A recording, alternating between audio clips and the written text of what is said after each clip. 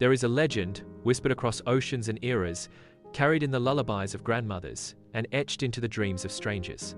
They say that at birth, the gods tie an invisible red string around our ankles, binding us to the soul we are destined to meet. It may stretch, tangle, or vanish from sight, but it never breaks. Across lifetimes, through war and peace, through fire and silence, that string pulls quietly, relentlessly, until one day, the souls collide. But what if the string was cursed? What if some loves were too powerful and fate, instead of guiding them, tried to destroy them? This is not just a love story. This is a rebellion against time, a war waged in memories. This is a tale of two souls who dared to rewrite destiny itself. Welcome to the Crimson Thread, a story woven from the fabric of many tribes, many lives, and one unbreakable bond. They were born 7,000 miles apart. One beneath the flickering neon haze of Shibuya, Tokyo. The other is beneath the crumbling, star-studded silence of a forgotten town in southern Italy. Aiko dreamed in vivid flashes of a boy with a scar across his eyebrow and a melody she'd never heard but always knew. Luca, in turn, had recurring nightmares of a red thread tightening around his wrist, pulling him into waters too deep to escape, always waking before he could drown. They had never met, but their story had already begun centuries before. According to the monks of Mount Hengshan, every pair bound by the red string is tied not at birth, but at the moment their souls make a pact in another lifetime. In 1523, a seamstress named Yulin fell in love with a Portuguese traveller, only to be burnt at the stake for witchcraft when her village accused her of sowing unholy bindings into the hearts of men. The traveller died in the ocean storm that same night, but the pact was made. Their souls were sewn together by fate, and their red string rewound across time, weaving in and out of lives, across eras, in search of reunion. In this life, Yulin is Aiko, and the traveller is Luca. But they do not know that yet. It begins with a glitch. Aiko, now a university student in Tokyo, accidentally receives an old email meant for someone else, one filled with poetry written in Italian, yet somehow eerily familiar to her. The subject line, "Per l'anima che ho perso ma mai dimenticato," to the soul I lost but never forgot. Across the sea, Luca, a failed composer turned archivist, discovers a journal buried behind a loose stone in an abandoned church. The handwriting is not his, but the words. They describe her in intimate, obsessive detail. And then one entry catches his breath. Tokyo, train station, March 17th to 17 p.m. She will be there. The entry was dated 173 years ago. Luca has never believed in fate until now. He pawns his last violin, books a one-way ticket, and arrives in Tokyo 3 days before March 17th. Each night he dreams more vividly of Aiko, yet her face never appears, always blurred. But her voice? Crystal clear. Meanwhile, Aiko becomes haunted by a melody she can't stop humming. It draws her out of sleep, out of classes, even out of a date, until she begins sketching the face of a man she's never met, over and over again. A fortune teller on a quiet alleyway whispers cryptically, "The thread is tightening, but beware, the closer you get, the harder fate fights." On March 17th, the train station is flooded with people. At 2:17 p.m., Aiko drops her phone. Luca, turning a corner too sharply, bumps into her. Time stutters. They lock eyes and recognition slams into them like thunder. They don't speak, but both of them hear the same sentence echo in their minds. "You found me." But before they can speak, before the thread can knot, a bomb explodes. Chaos, screams, smoke. When Aiko opens her eyes, Luca is gone, and a crimson thread dangles from her wrist, fraying at the edges. Tokyo Station was a symphony of chaos. Sirens wailed. Dust curled in the air like incense from some cursed ritual. And in the middle of it all, Aiko stood frozen, her ears ringing, her pulse racing, and her eyes locked on the thin red string now tied to her wrist. Frayed, as if cut. Luca was gone, but something else was left behind. A slip of aged parchment, half burnt, written in the same calligraphy as the journal Luca found.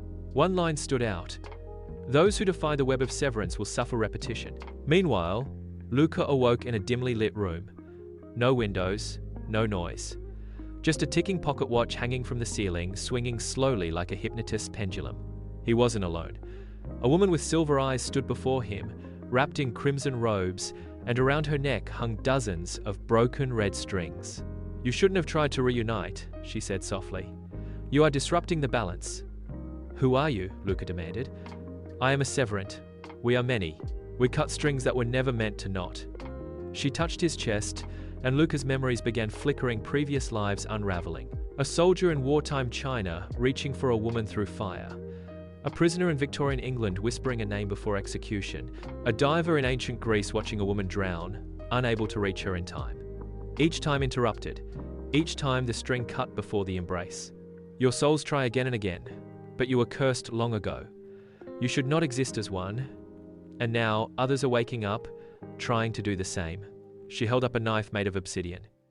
"I will finish it this time." Back in Tokyo, Aiko was on the run. The authorities thought she was tied to the explosion. Her image was all over the news. But then, a stranger slipped her a note on the subway. No words. Just a hand-drawn symbol of a tangled thread. She followed the stranger through abandoned tunnels, through ancient gates beneath the city. And there, hidden in a shrine no one remembered, she met them. The Crimson Resistance souls who had once been separated by fate, but who remembered. A group of red-stringed rebels who had found each other through déjà vu, recurring dreams, and fate glitches. Their leader? An old blind man named Jin, who spoke with the voice of someone who had died 1,000 times for love. "You're the center of it all, Aiko," he said. "The curse began with you, and now you must end it. But to do that, you must remember everything." Aiko agrees to undergo the Unbinding, a dangerous ritual to unlock all her soul's past lives at once. But time begins to break. The present folds. She sees herself with Luca across centuries in paintings, cave carvings, and photographs she's never taken. And in one of them, she sees a third figure, watching them from the shadows. The same silver-eyed woman, always there, always serving. The truth hits her. She's not fate's servant, she's fate's jailer. And the deeper Aiko goes, the more she begins to remember something terrifying. In one life, she was the one who betrayed him. And the severance were created because of her. The unbinding wasn't a ceremony, it was a storm. In the underground shrine of the Crimson Resistance, Aiko knelt inside a chalk-drawn circle of ancient symbols while Jin, the blind oracle, whispered in a language older than memory. The air grew thick. Her pulse slowed. The red thread on her wrist began to glow, flickering like a candle in a hurricane. Then, flash. She was falling backward through time, tumbling through her own lives like pages torn from a burning book. Yulin sat by candlelight, sewing the red thread into the hem of a traveler's coat. His name was Elias, and he brought stories of far-off worlds and strange stars. Their love was instant, dangerous, and true. But when the villagers saw the thread glimmering beneath his clothing, they cried, "Witchcraft!" Yulin was burnt alive, and Elias, in his grief, cursed the sky. "If you tear us apart in this life, I'll find her in the next." Again and again. That cry echoed into the heavens, ripping the tapestry of fate. The first tear. Now she was Leontia, a Roman noblewoman, and he, a gladiator slave named Marcus. Again they met, again they fell, but this time, she betrayed him. Out of fear, out of duty, out of love twisted by power. She signed the order for his execution, believing it would protect him from a worse fate. But as he died, staring up at her in silence, something inside her shattered, and so did the bond. This was the second wound in fate, and somewhere in the shadows, the severance were born. Aiko screamed as a memory flooded her. Blood ran from her nose. The thread on her wrist was now looped dozens of times, showing faces of lovers she had been with and the man she'd always lost. Jin steadied her. "You were the beginning of this rift, child. And he, the echo." "I killed him," she whispered, shaking. "And only you can now unkill what fate has replayed for centuries." Luca's awakening. In a temple far across the mountains of Nagano, Luca broke free from the Severance prison. He had learnt something they never expected. He remembered her too. And with memory came power. Every soul form, every echo, he could feel them inside. He called upon the soldier, the sailor, the bard, the monk, and the astronomer. Each of his former selves merged into him, and with them came a name, Ariadne. Not Aiko. Not Yulin, not Leontia. That was her true name, the soul's name. And now, the thread wasn't guiding them to reunion, it was guiding them to war. As fate collapses, timelines begin to bleed. Aiko and Luca must travel through a rift realm, a chaotic dimension between life and reincarnation, to confront the architect of the severance, a being not of love, but of control. There, they'll face versions of themselves that failed. Twisted versions, resentful ones, even ones that want to remain broken because reunion means destruction of what they've become. And worst of all, one of them will be forced to sever their string permanently to save the entire web of reality. But will they?